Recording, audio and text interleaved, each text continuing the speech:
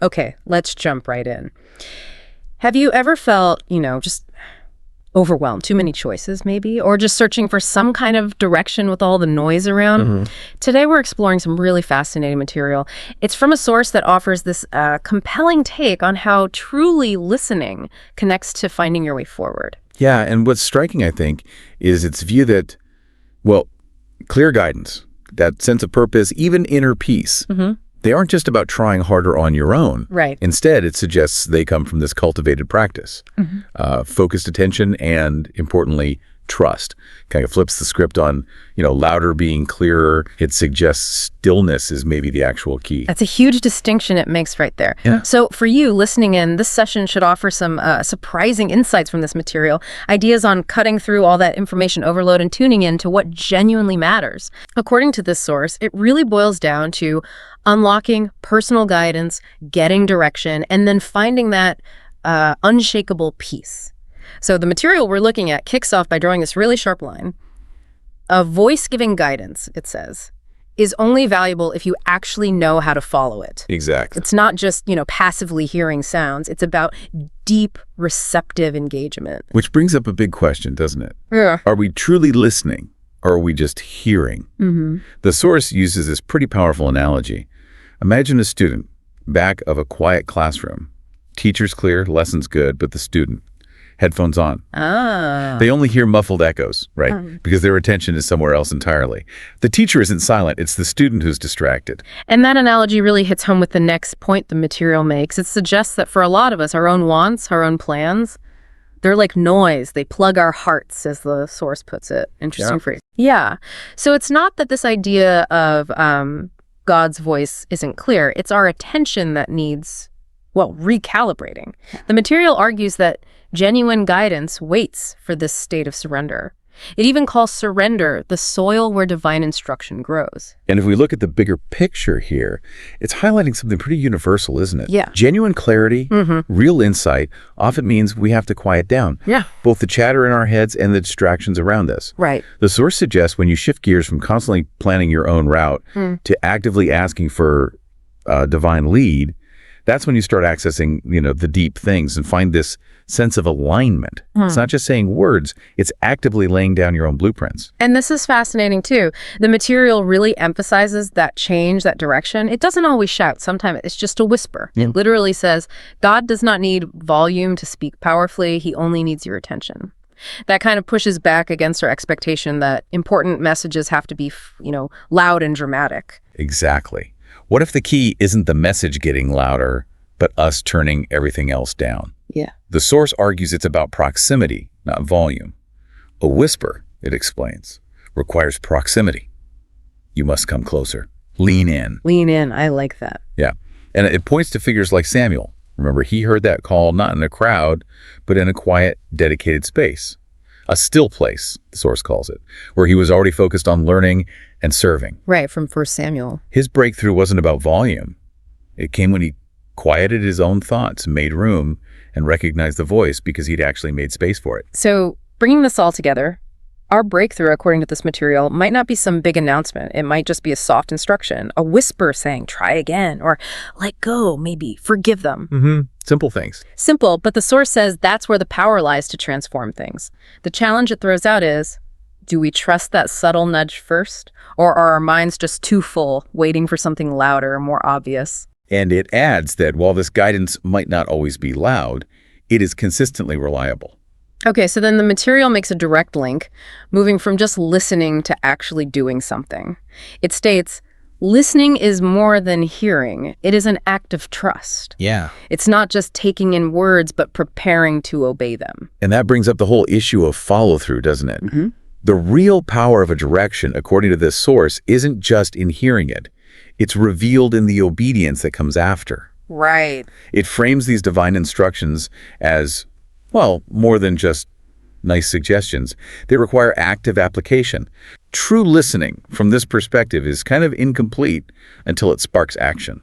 The source doesn't pull any punches here. It says, listening without obedience is deception in disguise. Ooh, strong words. Yeah.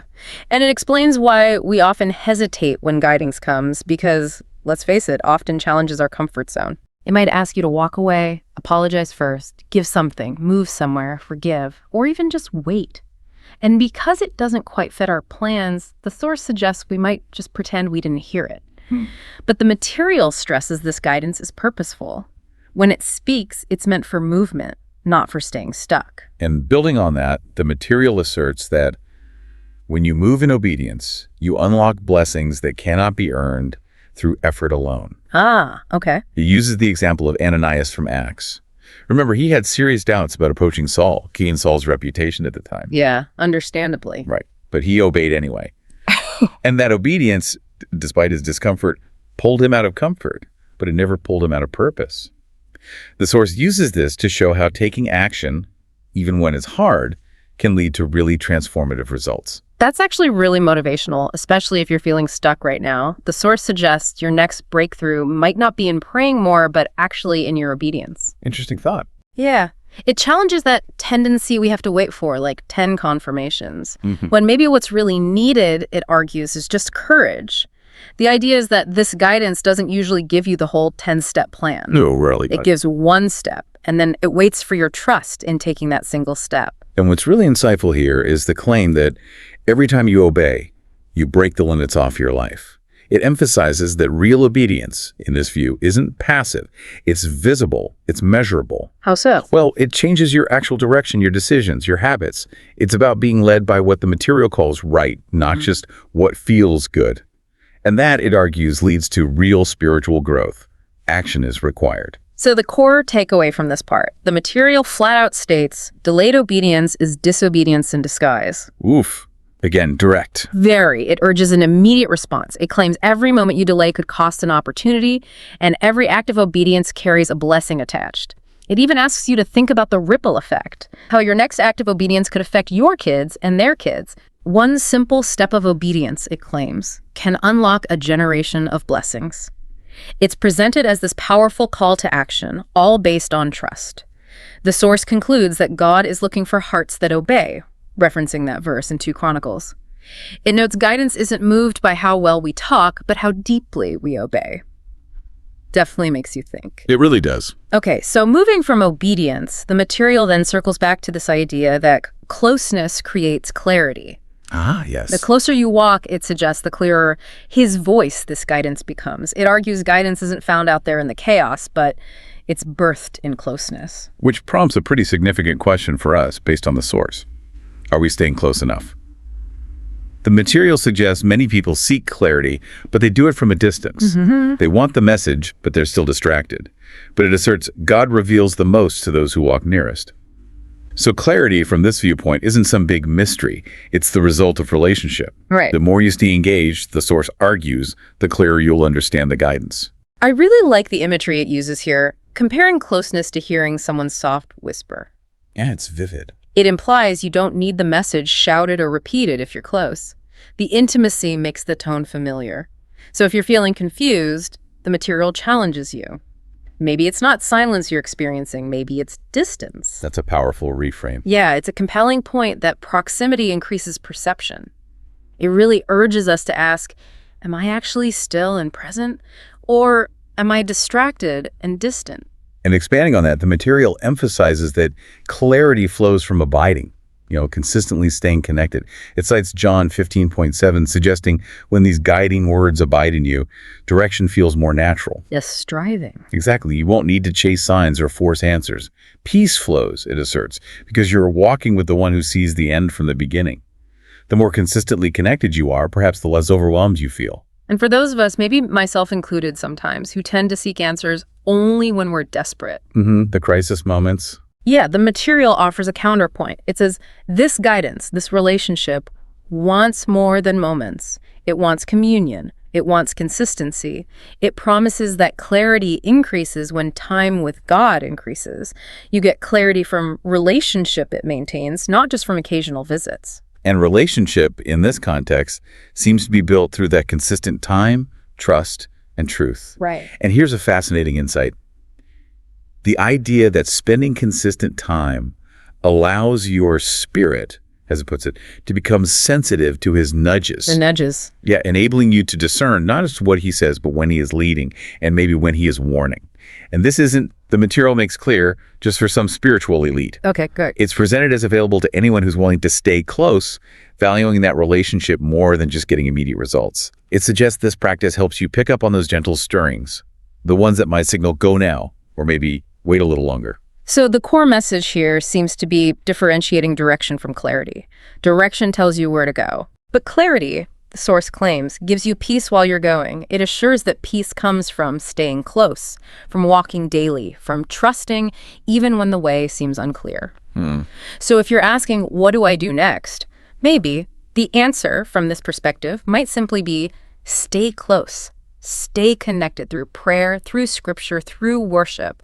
Your connection, the material argues, really dictates your clarity. And the source wraps up this section with a really thought-provoking idea.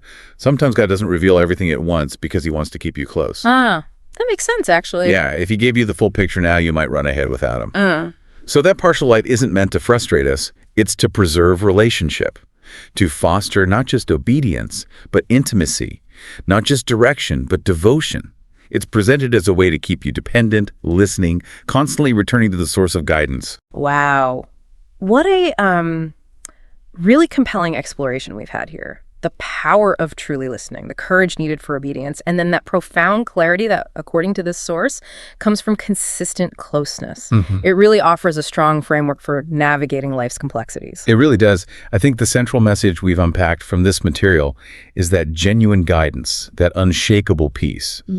It's less about demanding answers and more about cultivating this intentional posture, attention and trust. Yeah. It's about valuing the whisper, as it said, and committing to action even when you don't have the whole roadmap. Because, as the source also asserts, his voice will never lead you where his grace cannot keep you. That's a powerful reassurance. So for you listening right now, this material really challenges us to think. Where is my attention focused? Am I waiting for the big, loud pronouncements? Or am I training my ears, my heart really, for those subtle nudges that, according to the source, might just hold the key to my very next step? And maybe a final thought for you to take away and ponder. If clarity isn't really a destination, but more of a benefit you get from staying consistently connected, what's one small, consistent act you could embrace, starting today, to cultivate that closeness, to tune into the guidance that might be waiting for you? That's definitely food for thought. Thanks so much for joining us for this insightful session. We really hope these nuggets of wisdom from the source material empower you to find your own path forward with confidence and peace.